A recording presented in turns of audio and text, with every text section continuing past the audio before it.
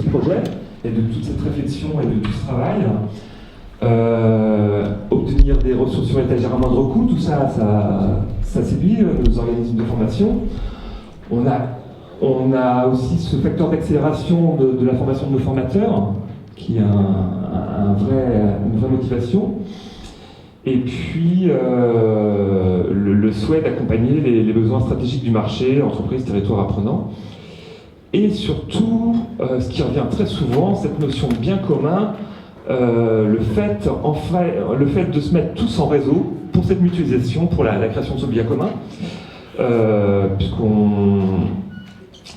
on sait qu'à plusieurs on va aller moins vite, mais on va aller beaucoup plus loin. Oui,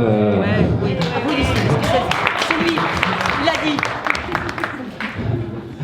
On a des freins qui commencent déjà à venir. On entend parler peut-être d'uniformisation des ressources, de formateurs qui deviennent animateurs. Ça, c'est le changement de posture du formateur. On le vit déjà, mais on sait que c'est compliqué. Et puis on se pose la question, est-ce que ça coûte finalement moins cher d'utiliser des ressources digitales dans la formation, que ce soit en présentiel ou même en blended, avec ces notions d'accompagnement, de l'humain, du tutorat, etc., et de la création de ressources, on y revient. C'est une vraie question. Si on est sur les freins et les obstacles, il y a aussi cette notion d'équilibre à trouver, des investissements, entre le retour sur investissement et l'accès aux ressources elles-mêmes.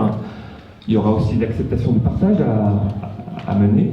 Là, c'est un peu moins économique. Et si on revient sur l'économique, les droits d'auteur, du coup, sur ces conceptions de ressources.